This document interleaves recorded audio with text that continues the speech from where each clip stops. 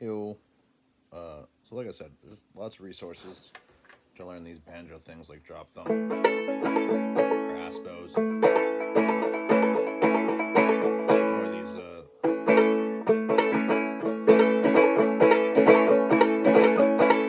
that's the thumb upstrut and things like that. Galax later, but there's not a lot of resources for like let's say if you're with a guitar player, then you want to be playing more banjo stuff. But if there's no guitar player, the other guys might want you to be doing this full strum thing, but obviously that's not super interesting. So there are ways to spice that style of playing up. And one very easy thing that you can start adapting right away is choosing which uh, note you want for your bum part. So bum and then diddy. All right. So maybe most people when they're doing are just doing any note or the lowest two notes, like.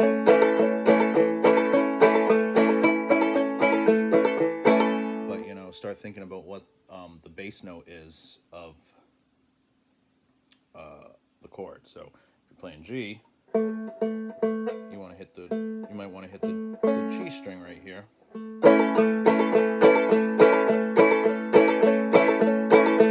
you're playing D, you might want to hit the D string down here. If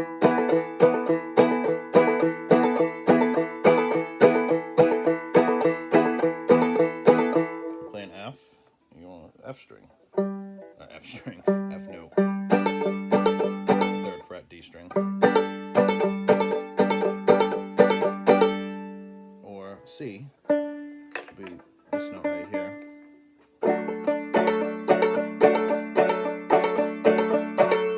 So now instead of, now when you hit the notes, you can at least change up that a little bit. So you can go.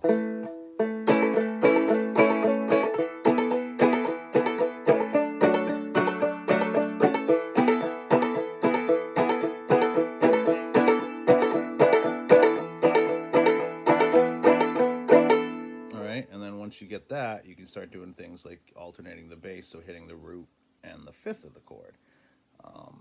So you might not know what that means, but for instance, G, that's the root note, right? And the fifth of G is D, right there. So you could alternate these two strings for your bum.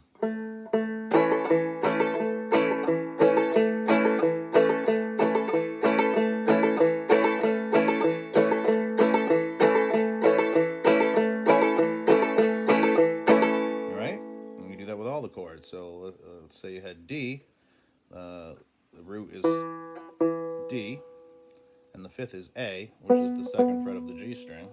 So you go like this. And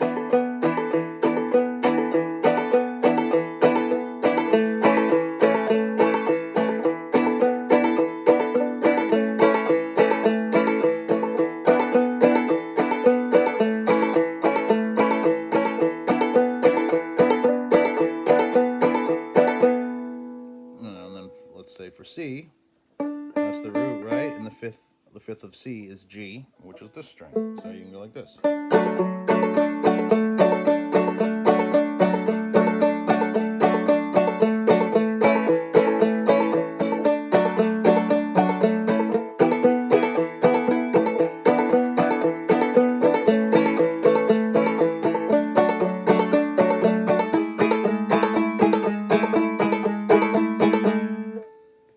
All right. So that's just a real quick thing you can add on to your playing right then, and you can make it sound a little interesting.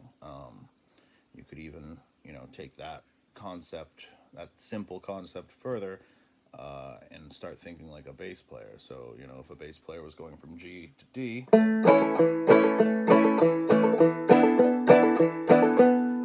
they might think, I shouldn't hit that string twice. So you might want to go like this.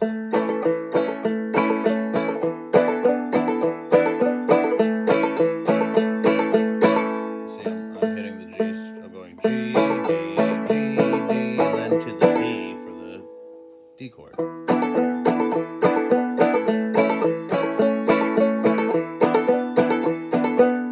Just something to think about. And then, work on that for a while. And once you have the alternating bass down, you can start doing these chord scale walk up things like a guitar, like a country guitar player. So let's say.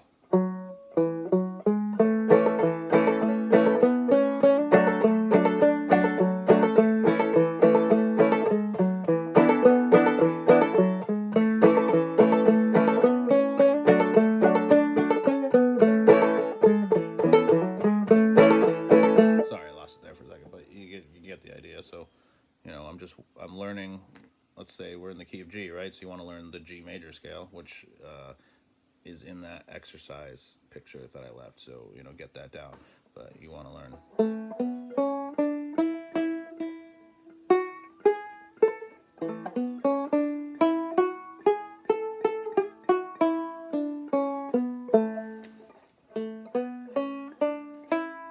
Or this. So.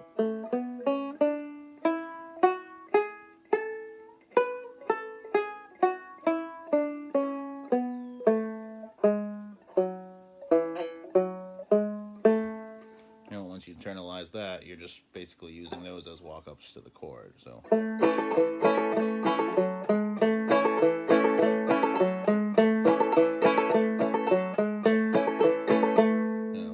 Real classic country or bluegrass folk thing.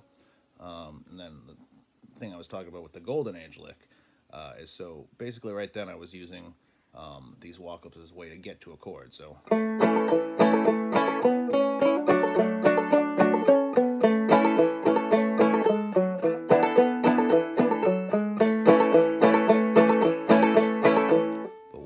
What if I use a walk up in place of a chord?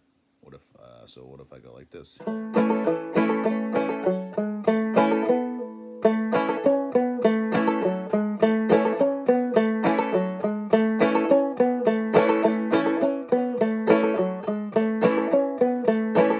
I'm just sitting on this G chord, and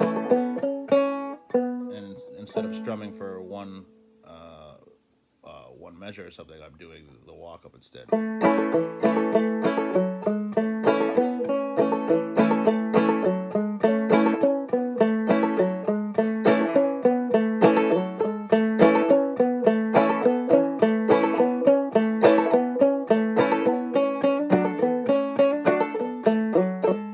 Hold on.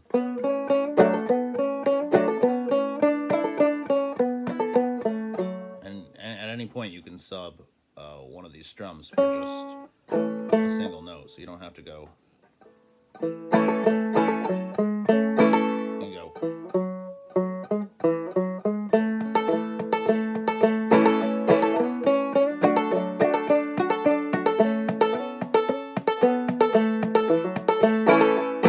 And work on the dynamics and the contrast and the release, tension and release type thing. This was a little rambly, sorry, I just got off of work. And I didn't put that much thought into this before I recorded the video. But yeah, those are the kind of ideas that I was talking about for just making this chordal style of playing a little bit more interesting. And the thing to really do is to listen to old, like real old country, like 1920s, 30s country guitar players, old time backup guitar players.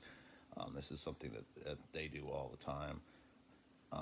And it's super cool and can work really well once you master it. Okay, so there.